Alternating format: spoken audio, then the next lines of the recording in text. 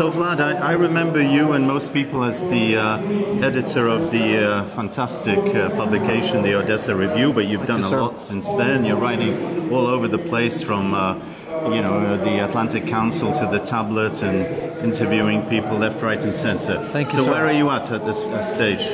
I just put out my second book. It's called The Birth of a Political Nation. It's about Jewish-Ukrainian relations.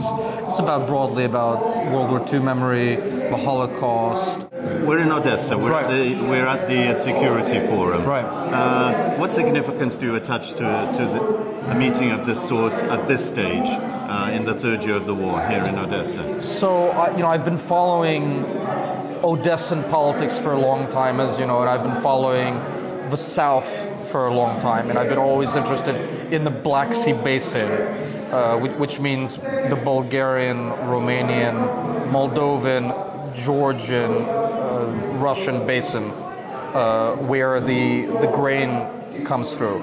Incredibly important for European and world security, food security, although I don't like that phrase so much. It's important for where the Russian Navy meets the Turkish and the Bulgarian Navy, which is of course the NATO Navy, and it's an important place for all sorts of illicit and legal flows of people, of goods, of information. It's an incredibly important corridor for all sorts of things, including most of the opium that comes into to the European Union used to come through here, right? So it's important in all sorts of ways. Not that we like that kind of thing. Don't you have the feeling that Odessa's been kind of rediscovered late in the day during this war? Because the grain corridor attracted a lot of attention. A lot of attention, yeah. And occasionally we get the Western press writing about the bombings and the missile attacks, but there's not been any real focus. More of the focus seems to be on the Eastern Front, understandably.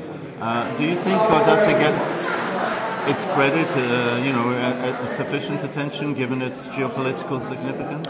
I don't, and partly that is the case because people don't really understand how important Moldova, Transnistria, and the Russian, Bulgarian, Romanian connection are, right? There's just a lot on this side of the border.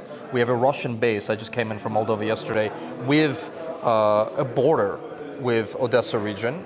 The Ukrainian army has thousands and maybe tens of thousands of guys who are standing here and girls standing here protecting this part of the Ukrainian homeland from the Russian saboteurs in Transnistria, the Russian army in Transnistria.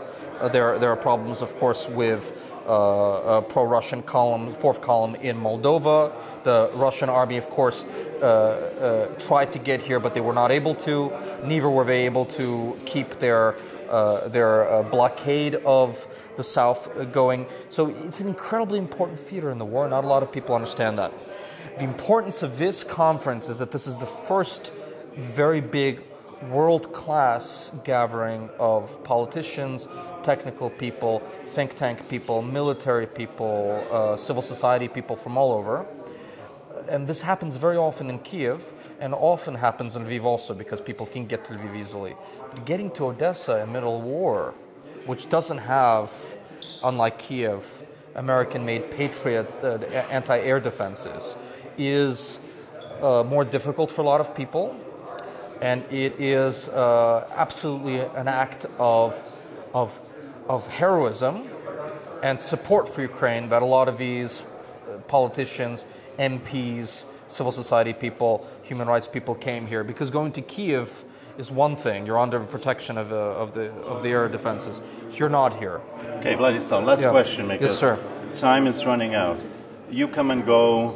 You're a seasoned traveler. You're a very cosmopolitan type, as intellectuals of your caliber deserve to be. Thank you, sir. That's sweet. What changes have you noticed since the full-scale war? Is it the Odessa you knew, or has Odessa changed? Odessa's changed tremendously. Odessa's changed in some ways for the best, in some ways for the worst. First of all, this city has become patriotic. There's never been so many flags as there are now. That is one case. Secondly, the younger generation has gone all in on Ukrainian patriotism. That was not the case a couple of years ago. Third, tremendous demographic changes. A lot of Odessans got up and left, or the men took their families out to Europe, and people from other parts of the Black Sea basin, especially from Kherson and Mariupol, came here.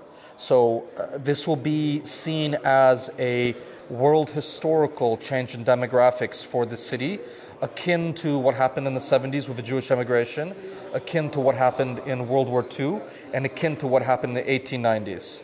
Okay, Vladislav, okay, final as a footnote. Many of those watching us will be in North America, in particular Europe. Many of them will be Odessans from Odessa. Any message to them? I mean, probably a lot of them are very sympathetic to the population here, but any key messages in how they should treat the information coming out from here? Yeah, I would say, first of all, keep the faith. I'll tell everybody, keep the faith and be patient. The Russian army and the Russian government, the Kremlin sees this as year 2.5 of a 4 or 5 year war.